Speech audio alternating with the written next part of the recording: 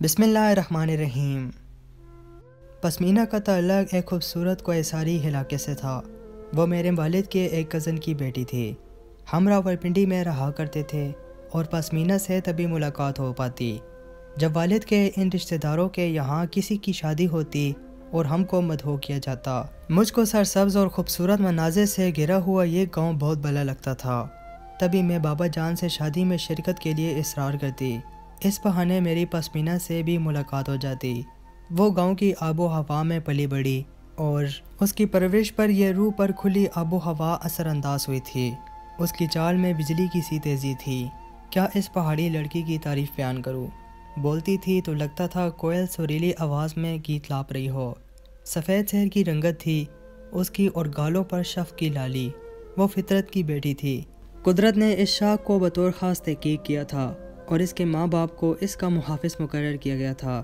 مدت بعد جب وہ ہمارے گھر اپنے شوہر کا علاج کروانے آئی، میں اس کو پہچان نہ سکی۔ حالات نے بالآخر اس کے گلاب جیسے چہرے سے تازگی اور خوبصورتی چھین لی تھی۔ وہ 5 بھائیوں کی اکلوتی بہن تھی۔ ماں اس کے لیے اچھے سے اچھا لباس بناتی اور بہترین انداز میں تربیت بھی کی، مگر وہ اس کی تقدیر کو بہترین نہ بنا سکی۔ ابھی یہ کلی پوری طرح کھلنے بھی نہ پائی تھی کہ گورش خان اس کی زندگی میں خزاں کی پرچھائی بن کر داخل ہوا۔ وہ بستی کا سب سے دولت مند با اثر آدمی تھا اور لوگوں پر حاوی رہتا تھا۔ وہ بستی کے لوگوں کے چھوٹے چھوٹے مسائل حل کر دیتا اور سرداری کی مسند پر براجمار رہتا تھا۔ وہ شادی شدہ اور بال بچے دار آدمی تھا، مگر اپنی عیاش طبیعت کی وجہ سے پسمینہ پر نظر رکھے ہوئے تھا۔ جب وہ 14 برس کی ہو گئی اور رواج کے مطابق اس کی شادی کے بارے میں اصلاح و مشورے ہونے لگے تو گورش نے اس کے والد سے پسمینہ کا ہاتھ مانگ لیا، لیکن باپ اور بھائی اسے سوکنوں کے جہنم میں جھونکنے کو رضامند نہ ہوئے اور انہوں نے گورش خان کو صاف انکار کر دیا۔ یہ انکار گورش خان کی انا پرست طبیعت پر کھلا تھپڑ تھا۔ اس نے کھلم کھلا تو بات کچھ نہ کہی، لیکن دل میں ان لوگوں سے بدلہ لینے کی سوچنے لگا۔ پسمینہ کا بھائی سلیمان جس لڑکی سے شادی کرنا چاہتا تھا، اس لڑکی کے باپ کی یہی شرط تھی کہ وہ تبھی اپنی لڑکی زرینہ کو دے گا جب بدلے میں اس کے بیٹے قابل کے لیے رشتہ ملے گا۔ زرینہ کے والد نے فیصلہ سردار پر چھوڑ دیا۔ سردار گورش نے فیصلہ سنا دیا کہ سلیمان کو زرینہ کا رشتہ تبھی مل سکتا ہے جب وہ اپنی بہن پسمینہ کا رشتہ بدلے میں قابل کو دے دے گا۔ یہ بات پسمینہ کے والد کو منظور نہ تھی، کیونکہ قابل خان نام کا قابل تھا، لیکن وہ کسی صورت اس کی بیٹی کے قابل نہ تھا۔ باپ نے انکار کیا تو بیٹے یعنی سلیمان نے والد پر دباؤ ڈالا۔ وہ کسی صورت اپنی محبت کو کھونا نہیں چاہتا تھا۔ بیٹے کے دباؤ سے باپ مجبور ہو گیا اور اس نے ہتھیار ڈال دیے۔ پسمینہ اور اس کی والدہ بھی قابل سے رشتے پر بہت روئیں، مگر ان کی افغان پر کسی نے کان نہ دھرے۔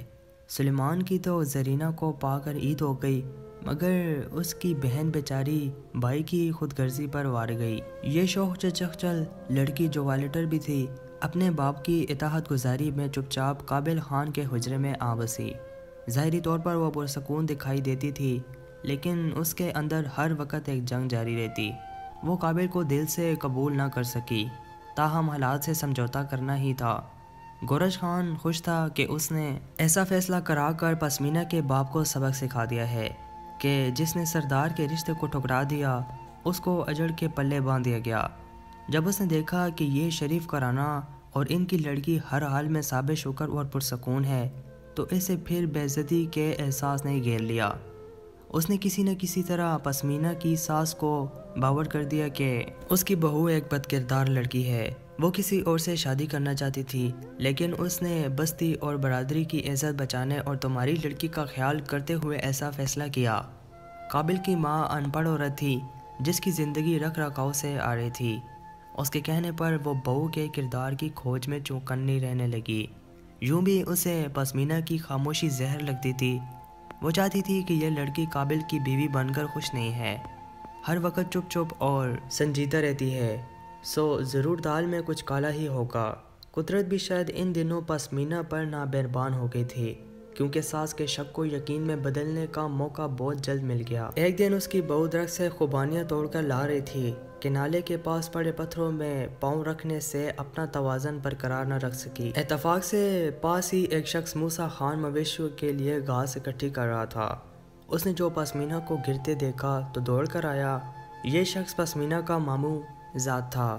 اس نے پتھروں پر گرتی ہوئی پسمینہ کا ہاتھ پکڑ لیا، اس کو اٹھنے میں مدد دی۔ تبھی اسے قابل کی ماں نے دیکھ لیا۔ وہ دور سے یہ نہ دیکھ سکی کہ مدد کو کون آنے والا مرد ہے جس نے اس کی بہو کا ہاتھ پکڑا ہے، اور یہ اسے دیکھنے اور جاننے کی ضرورت بھی نہ تھی۔ پھر تو جیسے پاسمینہ کے لیے گھر ایک جہنم بن گیا۔ ساس اسے بار بار پر تانے لینے لگی۔ جو لڑکی کبھی ماں باپ کی ایک جٹھرکی تک سننے کی عادی نہ تھی، ساس اس پر ہاتھ اٹھانے لگی۔ اس نے پھر بھی اف نہ کی، چپ چاپ زندگی کے عذاب سہتی رہی، کیونکہ اب اس کا منصف اور بڑھ گیا تھا۔ وہ ماں بننے والی تھی، ان کی باتیں سننی اور برداشت کرنا تھے۔ ایک روز ساس اس کو چولہے جلانے والی لکڑی سے پیٹ رہی تھی کہ اس کی ماں آ گئی۔ اس نے بیٹی کو چھڑوایا اور ایسے سلوک کرنے کی وجہ پوچھی۔ بھلا وہ کیا بتاتی؟ شادی اور اس کے بعد کے مسائل سردار ہی حل کرتے تھے، اور وہ نہ چاہتی تھی کہ اس کے مسئلے سرداران کی مرضی سے حل ہوں۔ وہ اس قسم کے فیصلوں پر خوفزدہ تھی۔ وہ اب برادری پر اعتبار نہیں کر سکتی تھی۔ وہ مطمئن تھی کہ قابل اس سے خوش تھا۔ وہ اسے تنگ نہیں کرتا تھا، محبت کرتا تھا اور کچھ نہیں کہتا تھا۔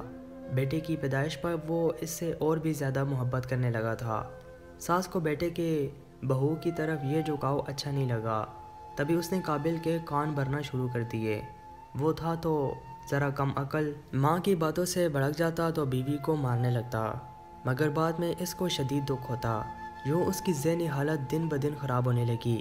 غصے اور دکھ ملے جلے اثرات نے اس کے کمزور ذہن پر دباؤ ڈالا۔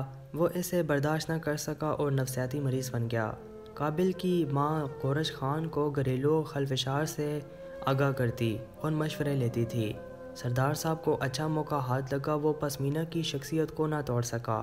اس نے قابل کے کچے ذہن کو مٹی میں لینا شروع کر دیا۔ اب وہ باتوں باتوں میں بستی والوں سے کہتا تھا کہ قابل پہلے صرف بولا تھا، اب شکوک و شبہات کی وجہ سے پاگل ہو گیا ہے۔ بستی کے لوگ بھی اس کے ساتھ مل گئے اور قابل کو پاگل کہنے لگے۔ کچھ عرصے اس بولے بالے آدمی نے لوگوں کے اس رویے کو برداشت کیا، لیکن جلد ہی اسے خود اپنی ذہنی صحت پر شک ہونے لگا۔ وہ پاگلوں جیسی حرکتیں کرنے لگا۔ اب وہ 3 دن تک کھانا نہ کھاتا۔ اس پر جنونی کیفیات کے دورے پڑنے لگے۔ اس کے بعد اس کی پہچاننے کی حس ختم ہو گئی۔ اس وقت تک پاسمینہ 3 بچوں کی اماں بن چکی تھی۔ قابل ہی تو اس کی آس اور امید تھا، یہ آس بھی ختم ہونے لگی۔ اب گورش کے دل پر ٹھنڈک بیٹھی کہ پاسمینہ کے ماں باپ نے اس کو ٹھکرا کر جو بے عزتی کی تھی، اس نے قابل کو بستی بھر میں پاگل قرار دلوا کر بدلہ لے لیا تھا۔ جب بیٹا پاگلوں کی سی حرکتیں کرنے لگا تو قابل کی ماں کی عقل ٹھکانے آئی کہ یہ میں نے کیا کر دیا ہے۔ وہ پیروں فقیروں کے چکر میں پڑ گئی، کہتی کہ بہو اور اس کے گھر والوں نے میرے بیٹے پر تعویذ کیے ہیں۔ یہ خیال جنون کی حدوں تک پہنچ گیا۔ ادھر قابل دنیا سے رفتہ رفتہ بیگانہ ہونے لگا، اپنے بچوں کو بھی نہ پہچان سکتا تھا، اور اس کو سردی گرمی کا احساس جاتا رہا۔ وہ دراصل بیوی سے اتنی محبت کرتا تھا کہ پاسمینہ کے بارے میں بدکردار لفظ اسے برداشت نہ تھا، اور ماں ہی تھی جو اس کو اس صدمے میں پہنچاتی رہی تھی۔ پاسمینہ کے بھائی اور والد قابل کو راولپنڈی لے کر آئے، ڈاکٹروں کو دکھایا۔ انہوں نے ماہر نفسیات ڈاکٹر کو دکھانے کے لیے کہا، اور میرے والد صاحب نے ان لوگوں کو رہائش دی، کافی مدد کی۔ اس طرح قابل بھائی کا علاج شروع کیا گیا۔ ذہنی امراض کے اسپتال سے علاج کروانے سے کچھ بہتر تو ہو گئے، لیکن پہلے جو اپنی مشقت سے اپنی زمین پر سال بھر کا اناج اگا لیتے تھے، اس کام سے وہ گئے۔ خاندان والے افسوس کرتے تھے، لیکن ان کے بچوں کی ذمہ داریاں کوئی قبول کرنے کو تیار نہ تھا۔ بہرحال پاسمینہ کے بابا اپنے داماد بیٹی اور بچوں کو واپس بستی لے گئے، اور ساس سے الگ ان کو 2 کمروں کا گھر لے کر دیا، جہاں وہ اپنے شوہر اور بچوں کے ساتھ رہنے لگی۔ قابل اب کمانے کے قابل نہ رہا تھا، ہر وقت خدا جانے کس بارے میں کیا سوچتا رہتا تھا، اور بیچاری پاسمینہ محنت مشقت کر کے گھر چلانے پر مجبور تھی۔ جب تک باپ زندہ رہا، بھائی بھی اس کا حال پوچھ لیتے تھے۔ والد کے بعد اسے کوئی پوچھنے والا بھی نہ رہا۔ بھائی اپنی دنیا میں مگن، اور وہ غم کی دنیا میں تنہا زندگی کی گاڑی گھسیٹتی گئی تھی۔ وہ میٹرک پاس تھی، مگر چھوٹے سے گاؤں میں بھلا اسے کون سی نوکری مل سکتی تھی۔ اب وہی ساس اس کی منتیں کرتی تھی، مجھے معاف کر دو، مجھ کو پہچان نہ تھی۔ اب عقل آئی جب بیٹے کو ہاتھ سے گنوا دیا، لیکن اب پچھتائے کیا؟ جب چڑیا چگ گئی کھیت۔ دوستوں، مزید سچی کہانیاں سننے کے لیے محمد اسماعیل وائس چینل کو ضرور سبسکرائب کریں اور ساتھ میں دیے گئے بیل پر کلک کریں۔